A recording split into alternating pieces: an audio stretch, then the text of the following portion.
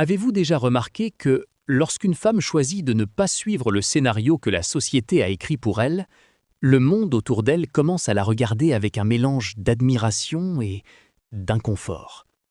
Peut-être vous a-t-on déjà qualifié de froide. Peut-être dit-on de vous que vous êtes fière, distante, ou que vous avez une énergie difficile. Mais la vérité, que vous seul connaissez, c'est que vous n'essayez d'éloigner personne. Vous ne vous réveillez pas le matin avec l'intention de dresser des barrières. Vous êtes simplement bien dans votre peau, menant votre vie sans demander la permission d'exister. Quand vous atteignez un niveau de maturité où vous n'avez plus besoin de cette validation externe pour avancer, vous brisez ce rouage.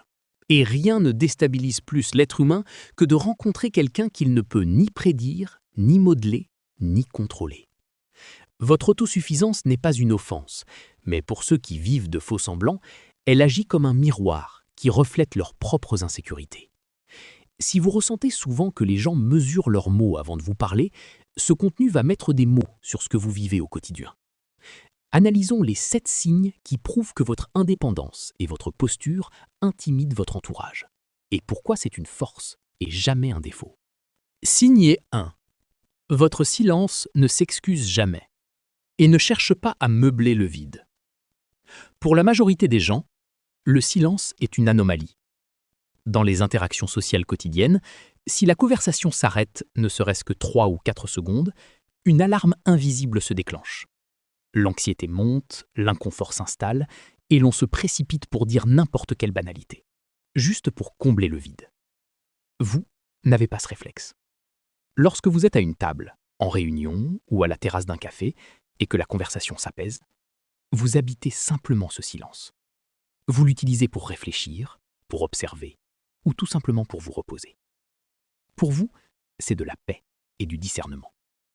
Mais pour la personne en face, ce silence confortable est perçu comme un verdict mystérieux. Ne pouvant deviner vos pensées, elle y projette ses propres doutes. C'est pourquoi vous êtes souvent perçu comme intense ou fermé, alors que vous avez simplement refusé de faire du bruit sur commande. Signe 2. Vous refusez de croire des liens basés sur le commérage ou le drame. En psychologie sociale, il existe un phénomène très courant appelé coalition négative. En clair, c'est le besoin de médire ou de se plaindre pour se sentir proche. Pour beaucoup, c'est le moyen le plus rapide de construire une fausse intimité. Lorsque vous êtes confronté à ces situations, vous ne jouez pas le jeu. Vous ne souriez pas pour faire plaisir. Subtilement, vous changez de sujet ou vous vous éclipsez. Vous le faites sans arrogance, par pure hygiène mentale, parce que vous connaissez la valeur de votre énergie. Cependant, votre refus de participer à ce tribunal invisible envoie un message inconscient très fort. Ceux qui vivent à travers le drame sentent immédiatement qu'ils ne peuvent pas vous cerner. Votre droiture est alors interprétée comme un sentiment de supériorité, alors qu'il s'agit simplement d'un choix conscient de ce que vous laissez entrer dans votre esprit. Signe 3. Vos choix de vie sont affirmés comme des faits, non comme des demandes d'approbation. Il existe une différence subtile, mais immense dans la manière de communiquer ces décisions.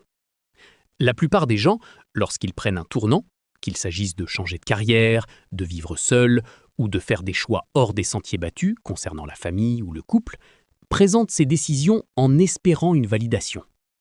Vous avez dépassé ce stade.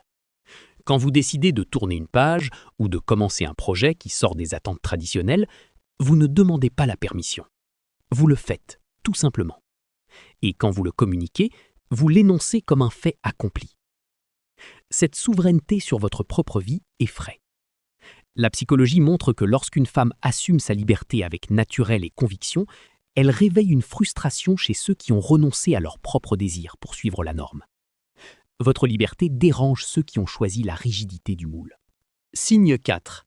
Vous posez des limites claires sans ressentir le besoin de vous justifier. Observez comment la plupart des femmes réagissent lorsqu'elles doivent dire non.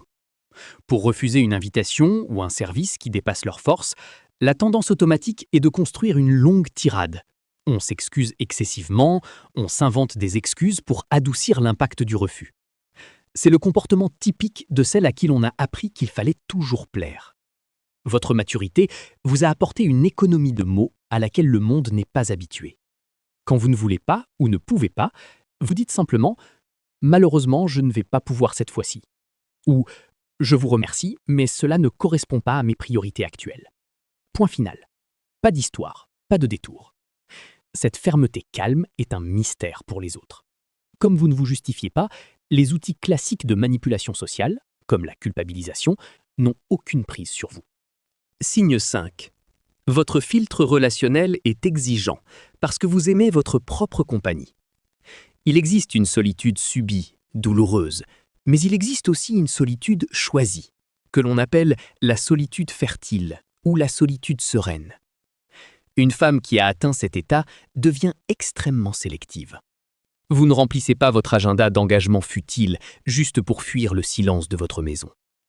Par conséquent, votre filtre pour laisser quelqu'un entrer dans votre intimité est rigoureux. Vous ne distribuez pas votre temps et votre vulnérabilité comme des prospectus. Vous observez, vous évaluez la réciprocité et vous attendez que la confiance se mérite. Pour ceux qui ont un besoin désespéré de public pour se sentir exister, voir une femme qui dîne seule au restaurant, qui voyage avec elle-même et qui semble profondément en paix est incompréhensible.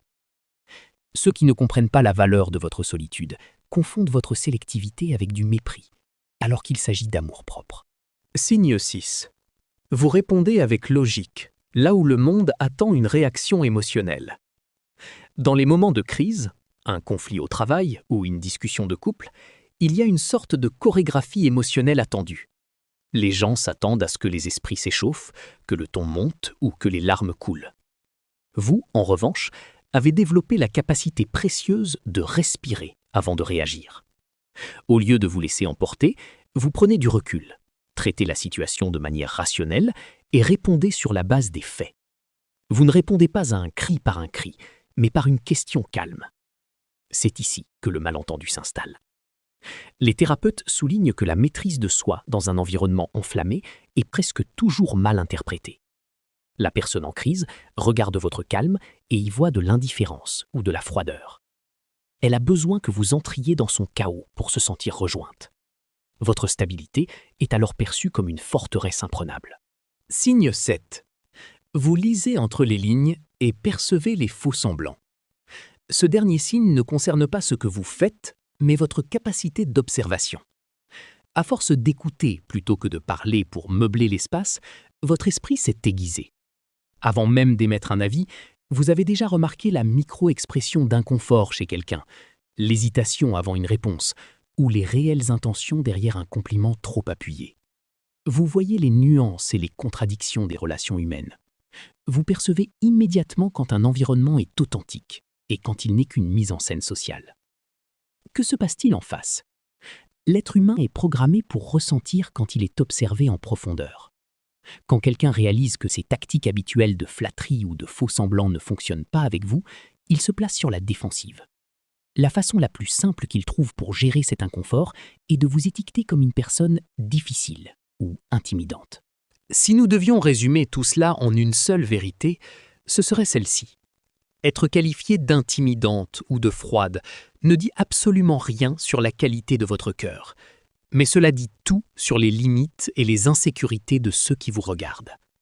Dans un monde qui dépense des millions chaque année pour convaincre les femmes qu'elles doivent s'excuser d'occuper de l'espace et se mouler dans des cases prévisibles, maintenir votre authenticité et votre indépendance est un véritable acte de courage. Vous n'êtes pas défectueuse. Votre calme n'est pas un défaut et votre sélectivité n'est pas un manque d'empathie. Vous avez simplement appris à ne pas baisser le volume de votre présence pour que les autres se sentent à l'aise autour de vous. Les bonnes personnes, celles qui ont aussi de la profondeur, ne seront pas effrayées par votre posture. Au contraire, elles y verront un espace de respect mutuel. Si ce contenu a mis en lumière une situation que vous avez déjà vécue, partagez votre expérience dans les commentaires. Votre histoire peut aider une autre femme à comprendre qu'elle n'est pas en tort. Et si vous avez dans votre entourage une femme forte qui s'interroge parfois sur sa place ou se sent isolée à cause de sa fermeté, envoyez-lui cette vidéo. Parfois, savoir que l'on n'est pas seul change tout. Merci de m'avoir suivi et on se retrouve très vite entre les lignes de la prochaine vidéo.